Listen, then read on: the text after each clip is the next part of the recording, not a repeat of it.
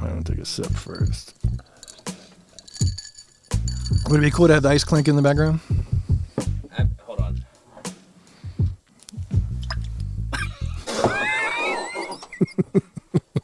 It's just you peeing. That was ridiculous. Sorry. There's no ice left in your cup. There's no ice in there. Okay. Welcome to episode 9 of the Not Salty podcast. This is the Deep Creek Lake area's self-proclaimed #1 podcast. I'm your host, John Bell, and as always, I'm joined by my good friends and co-host, Mike Fenton and Kristen Skeevers. In this episode, we talk to our friend, the ski legend, Mike Doble.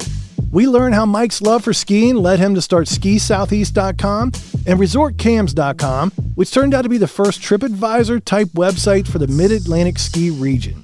Mike schools us on snowmaking, and he explains how there is no such thing as fake snow. Then, he drops the bomb on us that he spends his summers eating bologna sandwiches on his 75-foot yacht.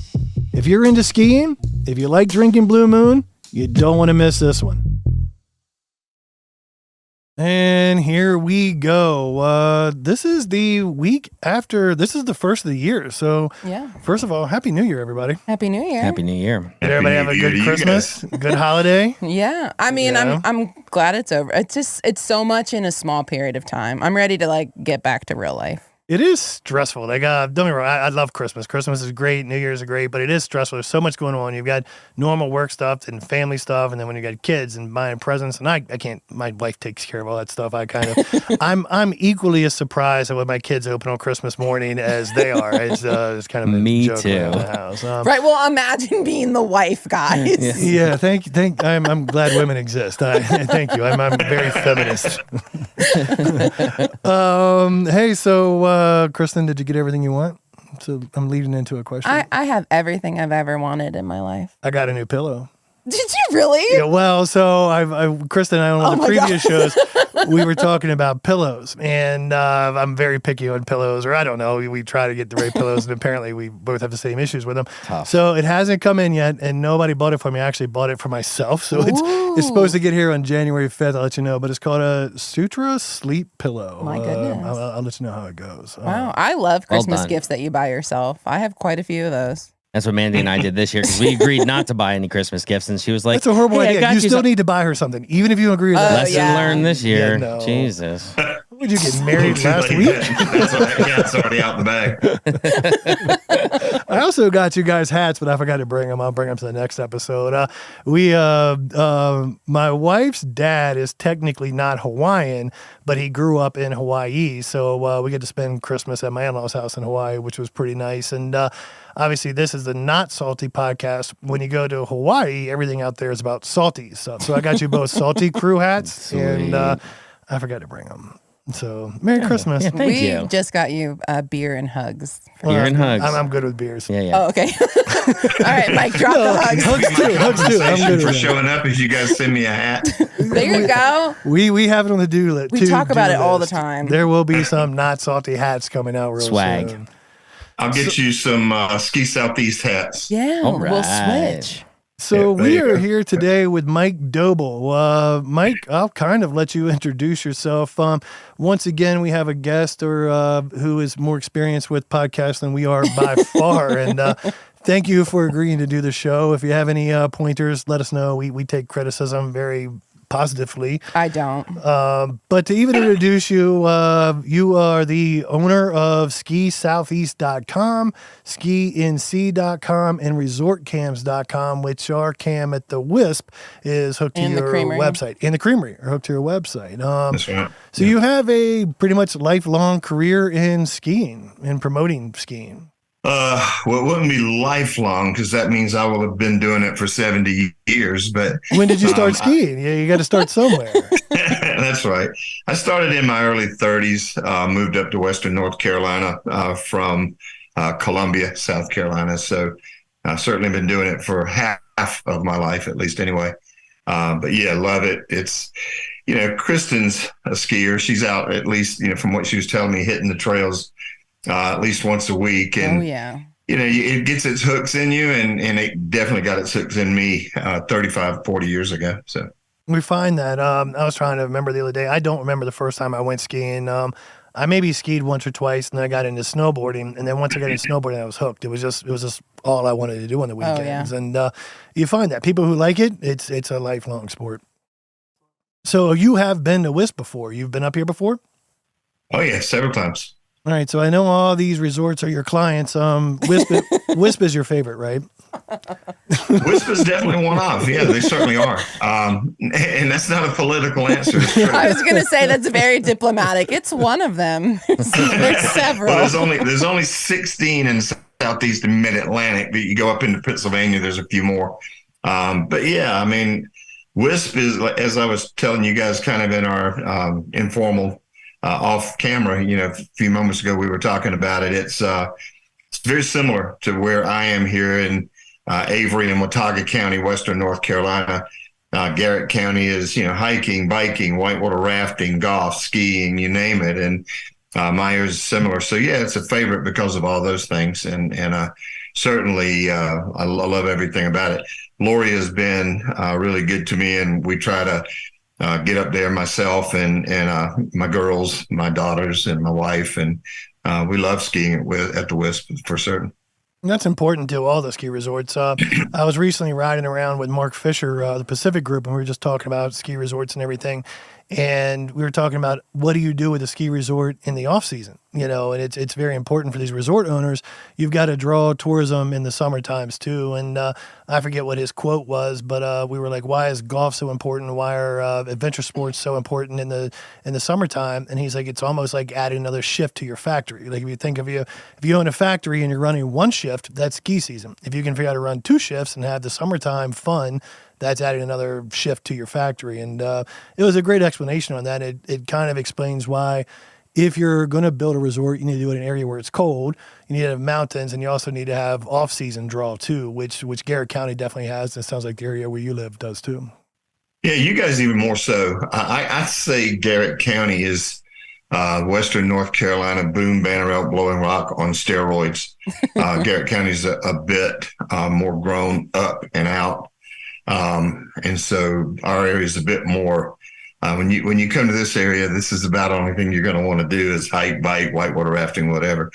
It is interesting though, because what you're saying about mountains, what they can do outside of ski seasons, the one, I think major advantage and difference, that the Wisp has is, that I think they have more traffic in the summer, with Deep Creek Lake and the vacation rentals and all the other adventure things that are available to them than they do during the winter. And bear in mind, ski areas like Cataloochee and Maggie Valley or Beach Mountain in Western North Carolina, Sugar Mountain, even Massanutten in Virginia, there are really only three seasons. There's the fall leaf gawkers, obviously, and that's why resort cams is so popular. And then there's the ski season. And then, if you're lucky, you get a good summer, but summers are pretty short, on the mountaintops, that's for sure. Oh, yeah. Summer. Well, we like summer. So I worked at Wisp for 5 years, and it's amazing. In the winter, people would come. So I worked at the Mountain Coaster. What's up, Coaster Crew? And people that would come in the winter were stunned that the resort was open in the summer. They were like, I can't believe you run this in the winter. And it's like, yeah, well, we're open year round. And they're like, you're open in the summer? And it's like, yeah. I mean, it's the amazing. Statistics. Kristen, you might know this better No, than I do. I don't. But I just guess our winter tourism and summer tourism here are about the same. I think It's just, they're pretty dead even. What we notice is in the winter, people are here for shorter 3 durations. days. Yeah, like in the summer times when family come here to go to the lake, the kids are out of school, they stay all week. We notice in the wintertime, people are here Friday, Saturday, and go home Sunday. Yeah, on the weekends driving around, it feels like summer. Like, Oh, as far yeah, as it was traffic and busy, stuff. yeah. Which is great, because if you're a skier and you can work your work schedule around it, the best days in the world to go skiing are weekdays. Oh, right? 100%. So your true skiers get to know the schedule. Yeah. Absolutely. So how did No you, question. when did you open your website, skisoutheast.com? When did you start that?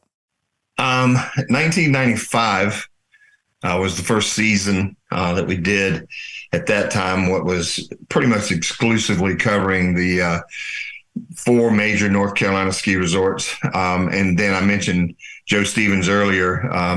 Joe is he does a column every week called "Snow News is Good News," and he's cool. a really good marketing guy. If you're ever going to open up a ski area anywhere, not just in the Southeast at Mid Atlantic, but anywhere, you'd want Joe to jump in and kind of be your mouth. He'll get out there and promote it. He's all over. Jim Cantori and Paul Goodlow and all the guys at the Weather Channel and Murgo, up in Pennsylvania, et cetera. So to make a long story short, I started it then and then branched out to covering all the Southeast and Mid-Atlantic. That's how I got hooked up with Lori and the WISP, and been doing it ever since. And, we've grown it to last year, year round. Of course, resort cams is certainly even if the ski resorts aren't open, resort cams are live and running. We have them at lakes, we have them in marinas, we have them all over. But between resort cams and Ski Southeast, we have about 27 million unique visitor sessions a year. Yep, 82 million page views.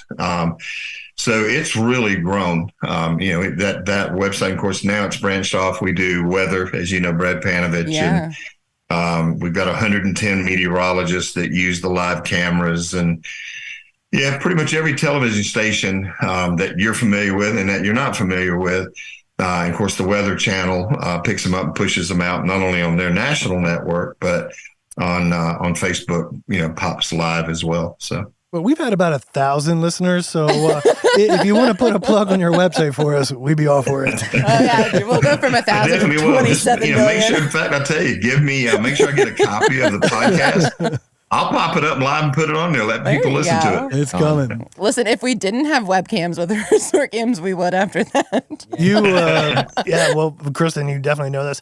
I believe our webcam spot on our website is our most hit page. It's one of our top 5. Yeah. So what do people log on to see what's going on, or they just want to see Well, both. So I mean, the way that we use webcams as a company, so we have a webcam that faces WISP. What I really liked about resort cams was, when we said we want 2 webcams, they looked at WISP and they said you should do these couple views. So the webcam jumps from full out to zoomed in, and then it pans from Squirrel Cage and Face to the terrain park to the tubing park, and then you get a little shot of McHenry Cove, and then it zooms back out.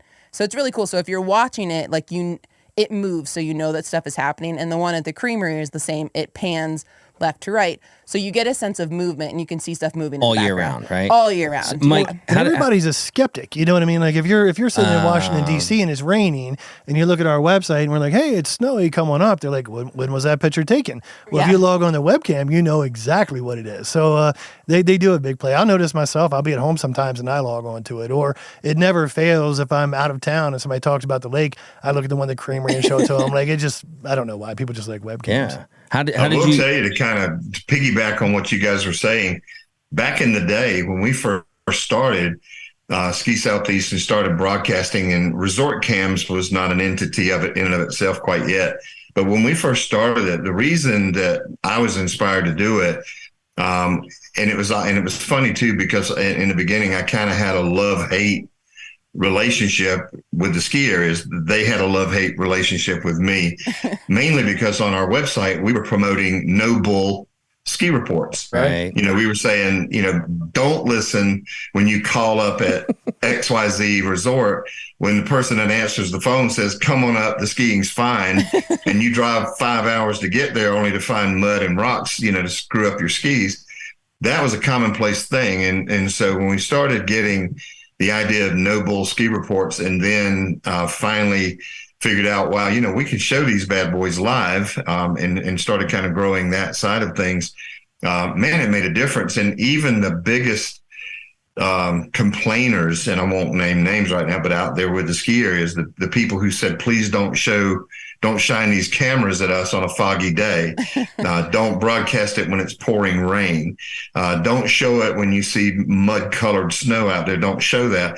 The biggest complainers became the biggest proponents of resort cams, because they finally figured out that more people will log on and make short notice skier visits. Sure. Because now they could look 3 days ahead and go, damn, man, it's been 70 degrees here where I live, but there's snow on those bad boys, and they'll take off and go. So that's the biggest reason we kind of did it. And obviously it's turned out pretty well. It's a lot like TripAdvisor for us. Like the vacation rental industry, when TripAdvisor came out, we were nervous, because you can get on there and say what you want to say about it. And obviously every day is not sunny. Every day is not perfect snow conditions. And we were nervous about TripAdvisor, but you're right. It helps people realize that it's real. Like nobody's perfect. If you log on to a website and it is always sunny and this house is always perfect, probably it's not true. But the resort camps actually show you the real deal. Right. Yeah. There are 4 or 5 ski areas in our region that routinely on Facebook feeds and on their website will show the most pristine, most beautiful powder being flipped up in the air by a skier or snowboarder every single day of the ski season. And as you guys just said, man, that's not reality. Yeah. It's not always pristine. It's not always perfect. But the good news is, because of snowmaking quality and capabilities, and every single skier, including the Wisp and of course, the sister resort Wintergreen, in Virginia, they have invested millions and millions of dollars on snowmaking equipment and the crews, and how to farm snow now. They make these big whales of snow, and they can push them around. They can go grab snow just prior to this Friday. They can grab snow from different places around the mountain up there and push it around. And so because of that, the web cameras can show more of a, here's a realistic view. If you're thinking about coming, I got an email today from a guy who signed up and says, when is Brad Panovich going to give his next drop for the skiers forecast video? Because he's thinking about riding up and going to snowshoe this coming weekend. And I just told him, I said, it's always Wednesdays or Thursdays, because he doesn't want to get too close to the weekend and blow it. But make a long story short, it's definitely helped people, I think, plan those last moment trips. And I think you even said winter traffic, you get these 2 and 3 night stays, other than the holiday week, Christmas to New Year's. But you have MLK, you have President's Weekend, outside of the Christmas to New Year's week, which a lot of people don't know this, but with and of course, I guess you guys do because of Rayleigh. But man, 50 to 55% of the skier visits that hit Wisp and hit every ski area in the region, 50 some odd percent of that traffic is that Christmas to New Year's crowd. And then you throw in President's Day 3 or 4 day, 3 night weekend. Same thing with MLK. If you hit those 3 holiday periods and we have pristine weather for those, the bean counters and accountants at all the ski areas are happy. Very happy. Yep. So you are our first guest that's not here live. So thank you for joining us on, what are you on, Zoom? We're on Zoom, yeah. On Zoom. The audio sounds great. Very and, 2020 of us. You were kind of our guinea pig, so it worked out. And I guess where I'm heading is kind of a tradition. When we first get here, we always have a beer first and kind of talk and get everybody loosened up. Got it. Yep. We did that virtually with you. I noticed you have a Blue Moon in your hand, which is kind of known as a skier's drink. I think every ski bar you go to in the world has Blue Moon. And in that warm-up interview, we were talking about snowmaking, and snowmaking is very important. We were goofing around about, if you're going to get in a business where you bet on Mother Nature, that's a very risky business. Mother Nature's a finicky beast, and it might be cold or it might be sunny, or Mother Nature's going to do what she wants to do. And that led into a conversation about the Wisp's snowmaking capabilities. And you kind of picked on us a little bit, which was funny. We said it was, I forget what we said, fake snow or blow snow. Blowing snow. And you corrected us. It's not actually blowing snow. Give us your little story on that. Yeah, well, the short version is after a good natural snowfall that God lays down, sometimes there's good heavy wind. So that if there is such a thing as blowing snow, but ski areas don't blow snow. Cocaine dealers do. Ski resorts make snow. There was a joke I was looking for. I needed to bring that back into the podcast. But no, ski areas, they manufacture snow, they make snow. And another misnomer is that it's fake snow or it's artificial snow. Fake snow and artificial snow is that stuff you can buy from Walmart in the plastic bags that you can throw on your Christmas tree or under the Christmas tree. This stuff's real. They blast it with very fine granular nozzles on these fan guns, and they throw it up in the air, and if it's cold enough, it lands as snow. And the reason it's a bit stickier is they haven't quite gotten as good at it as the man upstairs. So it's still, now I will tell you, during that week or so that we had the temperatures that we did, Wisp, I looked a couple of times, it was like minus 13, minus 14 degrees. And when you have that kind of temperature, the champagne type snow that snowmakers make at Wisp and all the other ski areas, man, it's equivalent to powder out west. We just don't get that 14 degrees below zero a hell of a lot. So the snow tends to be a bit stickier, that's for sure. It is something to talk about. Most people call it fake snow, but it is not. Yeah. It is real snow. It's just man-made snow. Yeah. Yep. I asked the question before we started about it's sticky, because when the snow guns are running and you're going down Squirrel Cage, the snow's a little sticky. Sure. And like you're going really fast and then you're not. Like you get stuck in it. And it can do a Charlie Brown routine. Yeah. It turns greens to blues really fast. That's why the snowmaking crews are made up of snowmakers and then the groomers. And because these guys come in behind that and they can lay down some amazing corduroy, and they can take mashed potatoes that happen one afternoon on a warm day, and the very next morning you've got 38 or 40 degrees. They can make that to some phenomenal skiing surface for sure. And these are legit jobs, like legit, very risky. Yeah. Like I've never done it. I'd really like to. Maybe they'll invite us to do it. But riding the snowcat up a green slope would be one thing to groom it. I've always wondered what it's like to ride that snowcat up face. Like that's got to be. It's gonna be fairly intimidating. I have a friend that's a snowmaker. He was on the coaster crew with me, but he'll send me snaps all the time at night of them making snow. Yeah. And in the snowcat and everything like that. And just huge shout out to all the groomers, because it's 2 a.m. It's -2. It's dark. It's all overnight. They're so underappreciated, and I'm super guilty. Like, why the heck hasn't Squirrel Cage been groomed yet? I hate those whalebacks and those moguls. Well, but I will tell you, there's a rhyme and reason. Yeah, I will tell you that their job is, they're working hard when we're sleeping, no question about that. But man, they've got some fantastic stereo systems in those cats. And they are warm and they are dry and they are loving life when they're driving up and down that mountain. Send this podcast to your friend and listen to it while he's grooming. Yeah, I would give you a little hint though, because of this show that you guys are doing. Take advantage of it. Pick up the phone and buzz them and just tell them you'd like to do a feature. And trust me, you'll have a ride. I've ridden snowcats at most of the ski resorts in the region. And there is nothing like, you mentioned Shay's Revenge earlier. There is nothing like you ride, and I don't know how to do it except up here in the air, but you're riding along on a groomer, horizontal. And then the next thing you know, man, the front end of that bad boy just noses down because you're all of a sudden going down the face, or you're going down gravity or some other trail.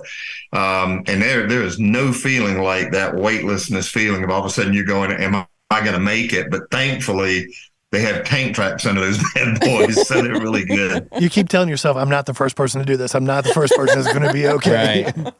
That would be cool. Maybe we could do a show while we're in a snowcat. Ooh, I'll never forget the first time I saw one. It was at nighttime just be a bunch of bad at the words. Wisp, and I look up and Colin over at National Line Partners is like, you know what that is? I'm like, I have no idea what that is. You're like, I'm from Jersey. What is this? It's flat in New Jersey. The first time that I went to Wisp, wasn't long into doing the website, so I was kind of a novice at it a little bit.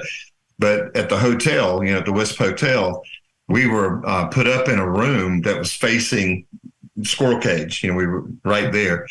And I got up early. I'm always up early doing the snow report. But anyway, I got up early and zipped open the windows. And I'd never seen this before, but Wisp is really cool about it. They've got equipment like crazy. They had 4 groomers in tandem, kind of one behind the other, behind the other, behind the other, coming down Squirrel Cage. And I'd never seen that before. So you ought to try to get them to treat you, because they will. They love taking people on rides. We could all have our own snowcat. Yes. And we can race. And there is a lot of science. They might not do the race. There's a ton of science and engineering behind it. I was thinking when you were saying that, my first trip to the Wisp would have been, I was in the Boy Scouts when we came up here, and it was probably early 90s. And I don't know, I remember it being nice. But if you take early 90s through 2023, the technology just comes so far. Like I remember, just remember as a kid, like the early 90s snow guns were these round things that had a hose plugged into them and they blew snow. And now there's a huge science behind this. The reason they make the whalebacks is, you guys probably understand it better than I do, to, like you said, farm the snow and push it around the mountain. It's there's a lot of science, a lot of money involved, and the WISP is very good at it. Well, that's what Steve Green was talking about with the whalebacks. That they let them sit so that the water, I guess, sinks and it makes better snow, right? And then they push the You'll top notice layer sometimes they last. I mean, they'll last up in April. Like you'll notice, like on a big snow mountain up there on a big whaleback, it'll be the very beginning of April. Like, I still see a little bit of snow. All right. One thing that a lot of people don't know too is that ski resorts never ever close. Well, shouldn't say that. Rarely do they ever close because of a lack of snow. They close because of a lack of skier interest. So they do. You're right. They have snow on the slopes up until May and June at some of the higher elevations because that snow's been packed. And as you said, there's some wells around the mountain or whatever. But yeah, a lot of times there'll be snow on it, and they could easily ski if the skier interest was there at WISP and all the skiers in West Virginia, Tennessee, and North Carolina. Even into Pennsylvania to some degree. A lot of people don't know, but we have a lot higher elevations here than you guys do up at WISP. Yeah. Here in Western North Carolina, we're over 5,500 feet. Yeah. Wow. That's 2,000 more than our highest point, and I think the top of WISP is only 2,900. Is that running through? Is that running through the Appalachian Trail area? Is that because I know there's a high point there, right? Yeah, the App Trail, of course, over towards Mount Mitchell. You're right. There's even higher. It goes up to over 6,100 feet, I think. Dang. The top of the beach is 5,506 feet, and they have about a 1,200 foot vertical. Snowshoe is at 4,848. I know this because I've been doing it forever, but snowshoe is 4,848 feet, and they have a vertical of 1,400 feet from top to the bottom of Cup. So there's some good vertical around here. And a lot of people don't know it, but man, if the skier interest was there, you could keep skiing until the end of April at most of the skiers. I'd say half of the ski areas in the region could ski all the way to the end of April if there were skier interest. It's just hard when the weather turns 70 and people thinking spring cleaning and now it's time to start getting the jet ski ready or go hit the golf course. Hard to convince people to go ski. See, even Mother Nature tricks you. It's never time yet. You always think that. Like it's one of my favorite and least favorite days of the year, and it always happens. There'll be a day in the springtime when it's nice outside, there's still snow, and you snowboard in a short sleeve t-shirt and you get a sunburn and it's awesome, right? And you're like, oh, this is great. Then the next day you think, I'm going to put the jet ski in. Yeah, and then it snows for 3 more weeks and the resort's closed. First year I moved here, we had snow in June. Yeah, there you go. So, was that 2018? 2016. Oh, okay. Yeah. 2018, we had those 4, and I only know this because I was in Hawaii. My first time visiting my sister. She's stationed in Pearl Harbor. Shout out people in the Navy. And I was in Hawaii during the first nor'easter, and it was March through April, and we had 4 in a row every single weekend. And I think WISP had already closed because they normally close at the end of March. And we had these crazy winter nor'easters through the whole month of April, and it would have been insane skiing. But it's hard to staff a mountain when you plan. Yeah. You plan for December, January, February, March. You don't plan for April. So, I mean, it is really hard for them, even if you had the skier interest, to extend it just because of staffing. Well, they bring a lot of staff in from out of the area too, right? Yeah, to help, that too. Yeah. And once they leave, what are you gonna do? Every couple of years, there's an April that's like. Eeh. But how do you bet on that, Mike? Exactly. You said, You cannot. No. You can't. Mike, you said you actually have meteorologists on your staff that put stuff on the website. These are highly educated, probably the best trained people in the world for it. They don't know. Like, how are you supposed to guess? Like, there's no way to guess. Well, from what I'm understanding, talking to Brad, because he's chief meteorologist with NBC News Channel 6 out of Charlotte, they have a listener base of like 10 million people. He tells me that secretly, honestly, even though he went to the University of Ohio for meteorology, that they actually go in a back room. They've got a pretty cool dartboard. And they just throw darts at it. And whatever hits, that's what they talk about. I thought it'd be like a magic 8 ball. Shake it. Yeah. No snow. Ask again later. If Brad listens to this, he's going to be very angry at me. Well, Mike's... No, I say it all the time. I've written about it a lot. Anybody who owns or manages a ski resort man, comparing to riverboat gamblers, I mean, they really are.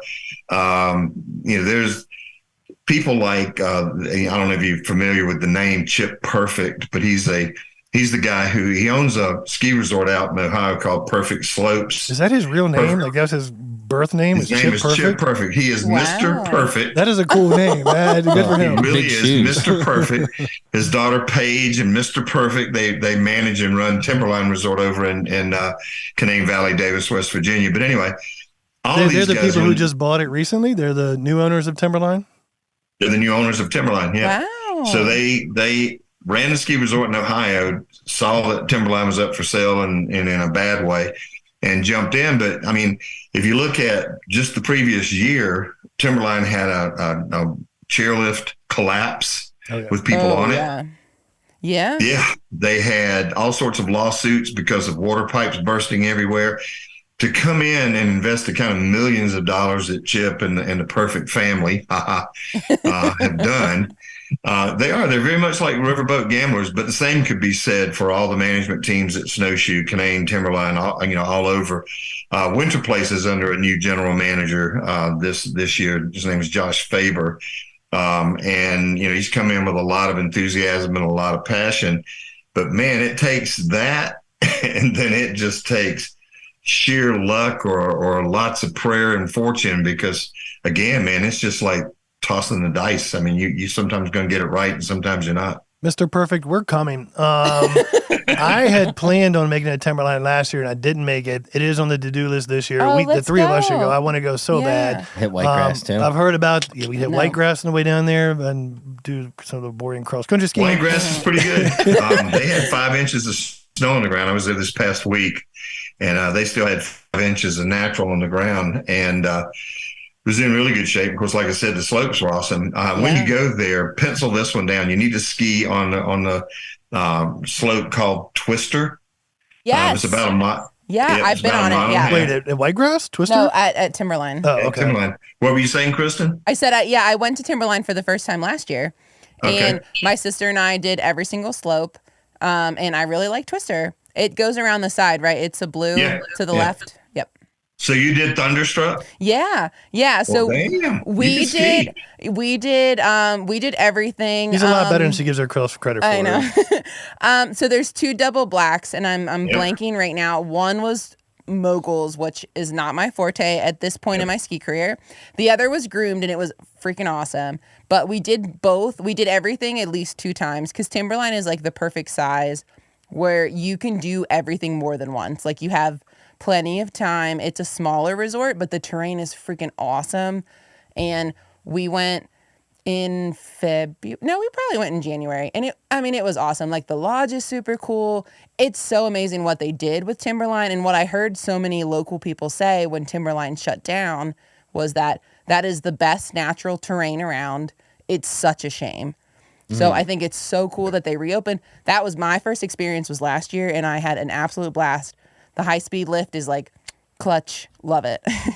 I grew up skiing at Timberline. Remark on that real quick, because a lot of the ski areas, I think the next big investment that you're going to see ski areas do, because it's, snowmaking equipment's always going to happen every year. They're going to, put more in.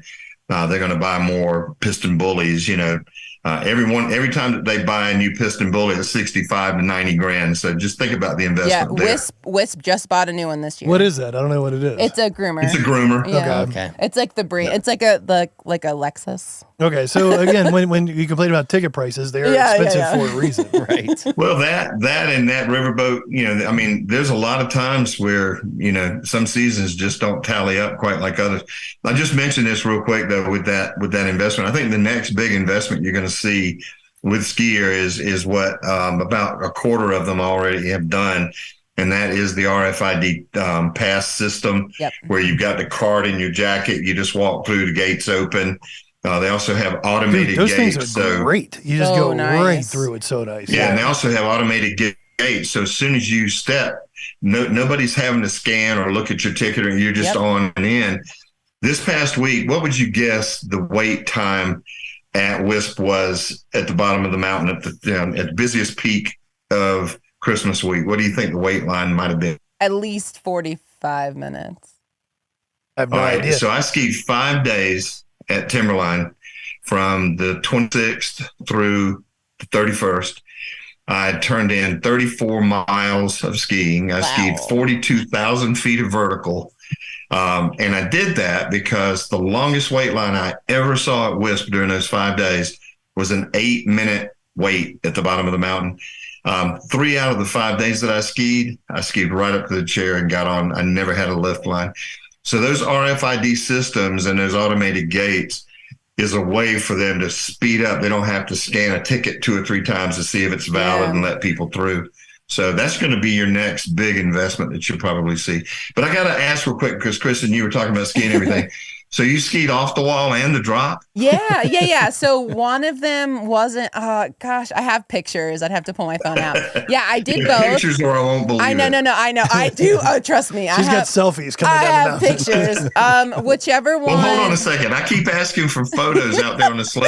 I know. This was last year. Hold on. I keep getting these obligatory looking off the chairlift over. I want people in them. Smile. I'm too shy for that. But let me find some pictures and I'll let you know which one. The first one to the left was moguls and then the next one was groomed. So I want to say over the edge was groomed. No, that's Wisp Slope. Okay, hold on. It's off the wall. Off the wall. While you're pulling that up, Wisp has that RFP thing that you're talking RFID. about. RFID. Like, and it's super cool. Like, there's a pocket in my jacket. You put that right in it. You walk right through.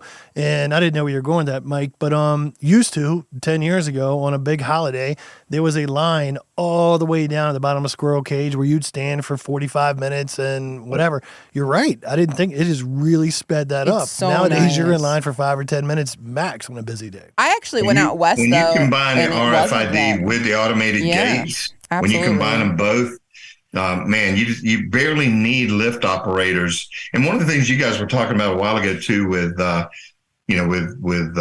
staff, is every industry is having trouble right now hiring people. People that just not the level of people out there wanting jobs. And then the J1 workers, the international workers, as you say, they pull people from outside of the region, because of COVID. That didn't crank back up until just last year. All right, I have my answers. Yep. The drop was groomed and off the wall was not. So just for Mike's purposes. Here. We'll send them to you. Oh, no, I see it. I'm there at the drop. Now, hold on. Were you smiling? Were you smiling? So were you just standing there by the side and then you skied around and went down Salamander or what? Yeah. I just got right to Salamander. No, we did both. My sister is, she's a level 2 ski instructor certified. What? Nice. She's incredible. She does all the backcountry. She lived outside of Seattle and she's done like these crazy like backcountry experiences. So she's my older sister. So she makes me do stuff I don't want to do all the time. Very good. And that includes skiing double black. So when we were out west, she was like, you're going to do this slope and we will tap our poles together and she makes me go down it. So when we were at Timberline and that one was all moguls, I was like, mm-mm. And she's like, yeah, what's so cool is about off the wall where you were talking about the double black, literally you can walk 25 yards to the top of Salamander. And it's very similar to the hardcore greens that if you're facing the mountain at the Wisp, off to the right, that they added a few years back, those greens some of them are hard to ski because you don't have enough speed to make it through the flats. You almost have to cross country. And they're kind of narrow. I mean, I think that's stinks on a snowboard. I can imagine. It is, you're right.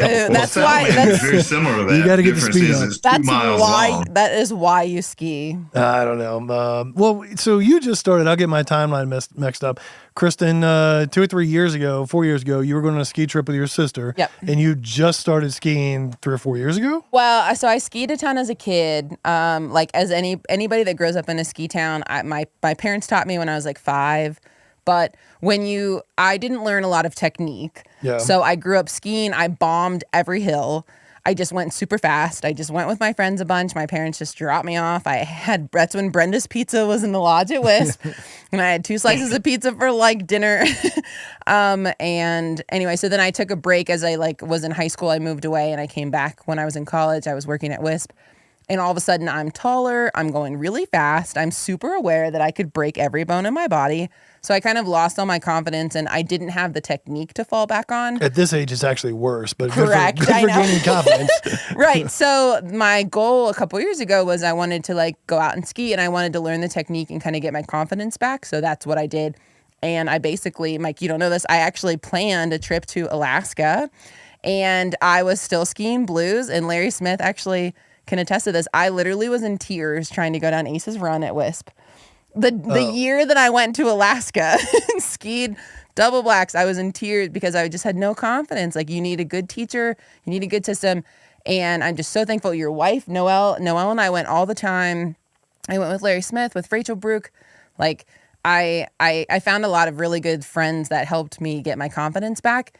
And now I'm doing double blacks and I went out west and I'm probably going out west this spring. And it's really awesome. That's why skiing's so awesome. Me those I just texted Mike the photos. Picture it didn't happen. That is me on off the wall with moguls. No, it's like I love the form as you were approaching the moguls. I saw that. That's pretty cool. Okay, good. 99% of it is exactly what you just said, is a good attitude. Be ready to fall. Be ready to laugh at yourself. Most importantly, be ready to get back up because you're going to fall. Yeah. And then confidence, too. Like, I remember that one time, it was with Lee Rayleigh. Jimmy, Lee, and I went out to Park City, and we were in Park City, and Lee had me hike up some bowl that was way above my skill level, and I kind of sat there and I froze, and I was like, man, I don't know what to do. And Lee just made fun of me for about 5 minutes, and I went, and I did just fine. But I needed him to make fun of me for 5 minutes. And to his point too, he was like, well, what are you going to do? Walk back? And, but once I started going, I was fine. It was just getting your head, whatever you were going through at the top of Ace's Run,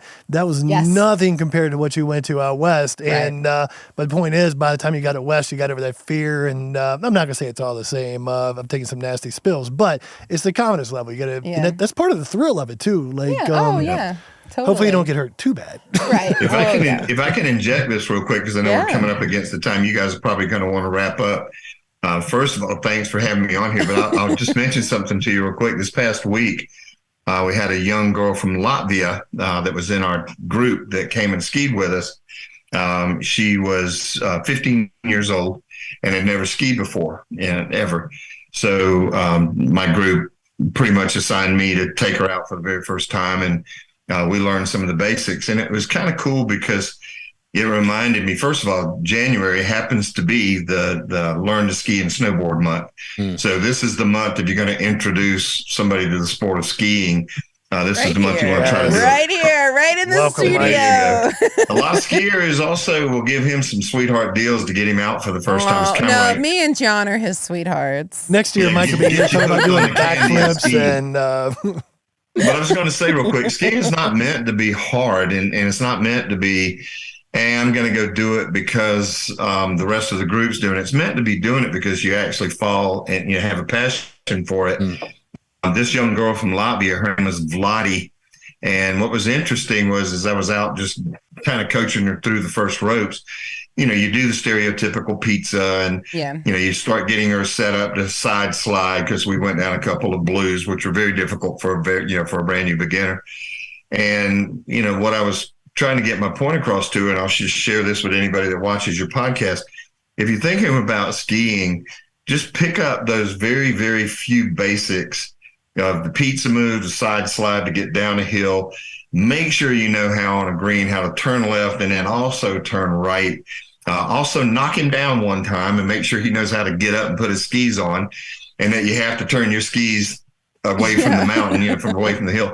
Once you learn those very basic skills, then the mountain actually becomes your playground, and until you get those skills, it's really not fun. I mean, it's kind of hard work, but once you have those skills, it really isn't. But once you get those skills, the mountain kind of becomes your playground. And what you start doing is what Kristen just talked about. She starts looking for, where can I go over a Volkswagen-sized mogul because I can, So that's what the mountain's supposed to be. It's supposed to be a playground. So when you're introducing people to the sport, make sure that their mindset right, and it's not out there. There's no fear.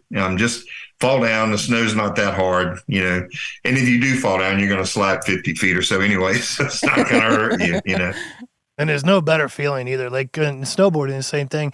When you first started, I remember I learned how to leaf drop, and I was like, oh yeah, this isn't all that much fun. And then all of a sudden you learn how to actually go back and forth and toe and heel, and you actually go down it. Then all of a sudden you feel like you're surfing, and you're like, this is amazing. And then you just keep going. And to that point too, as long as you learn the basics, you're going to have fun. Learn the basics. It's not going to be fun the first day. You learn them.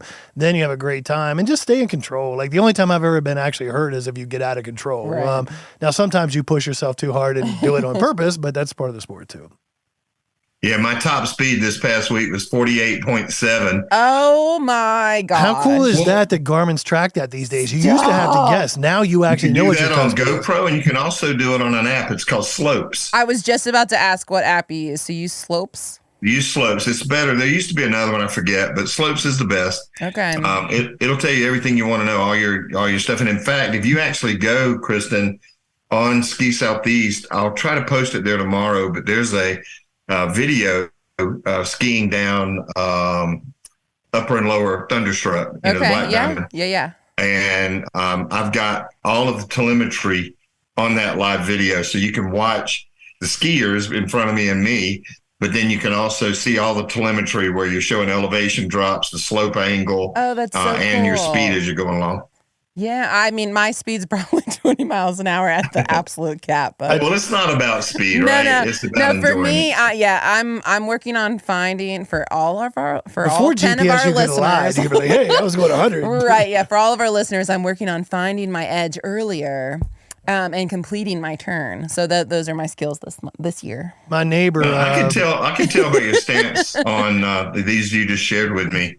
You're pretty good. That's good. Oh, well, thank you. It's my sister and a bunch of friends. I talk about him sometimes, or actually quite a bit. But my neighbor has a son who's really athletic, great skier, and we'll go out sometimes. And I was on squirrel cage with him last year, and we wanted to race. And in my defense, I was on a snowboard, and he was on skis. In his defense, I think he's 7. I'm not really sure how old he is. But my watch clocked it, and I don't think I was going 47, but I was around 40 or 42, and I thought I was flying. This little kid just bolted right past me. I have no idea how fast he was going, but now he didn't. I mean, I was in control, and I was turning, and I was riding like normal. He bombed down squirrel cage, and I was going around 40. He had to be going 50. And it was, I was like, Noah, you win. I was like, I can't keep up. I had a kid with me that has only been skiing for 3 years. I've been skiing for 35 or 40. He topped 56. Oh my gosh. Same trail that I did 48.7. So just think about you're going down a car and it's going 47. Appreciate you guys having me on, and it's awesome. Hopefully we can do it again. And if you don't mind, I'm going to give a quick plug. 100%. Please plug yourself. No, we're not short on time. We can keep going. Yeah, well, it's not plugging me as much. I've got a really good team. Yeah, absolutely. I do the snow report and do the writing on the weekends and holidays. I've got a good crew that does it, the other 5 days of the week. But Ski Southeast, for the snow report, we've posted something like 17,000 snow reports and stories over the years, and we've got tens of thousands of photos from every single resort. We post videos. Now we're pulling, GoPro video. We've got cameras now and microphones. Now you're talking about going out and doing an interview or a groomer run. Now with the wireless mics and stuff that you can clip on, you can get them. You can go on YouTube and look them up. But you could be out on the slopes, and with just a decent, connection, internet connection, a decent bit of cellular, you can do your audio, you can do video and everything. So kind of a different time. When I first started it, I was begging skiers to send me photographs. Please send me photographs. Now, every single day, I mean, we're getting 1,500 or so photos a day. Wow. From skiers all over the region. So, but yeah, skisoutheast.com. We also have a message board on that website. It's up at the top link. There's a link there called Community. It's pretty vibrant. It used to be even more vibrant than what it is now. But there's a message board there where a lot of hardcore skiers are on there, a lot of snowboarders. You can also look at like lost ski areas, which is always very interesting. Be able to log on and see skiers that have long since been closed. That were around the state, around the Southeast Mid-Atlantic. And then, of course, resort cams. That's my baby. We love it. A long time ago. And we have hundreds of cameras now. We've got them in Cane Garden Bay, in British Columbia, Virgin Islands. We've got them. Cool. It's so awesome. Yeah, we've got them pretty much everywhere. But we do that. We also have, I'm not sure, it might be McHenrymdweather.com. It might be wispresortweather.com. But we do weather content on there too. And I know you're in the vacation rental industry. Check out highcountryvacations.com. We push a lot of vacation rentals on that website for all of the skiers because people are all the time questioning us, where can we stay? So thanks for that ability to plug, and appreciate being on your podcast, and maybe we can help grow your audience. I'll try to plug you a little bit. Make sure I get a bit of raw feed, and we'll try to plug it. Yeah, absolutely. Thank you so much. We'll send it to you for sure. Thank you for promoting the industry. Thank you for helping get it out there. It's obviously something we love, and we're very glad people like you exist to help promote the sport. If you've got one more quick second, we always ask every guest this.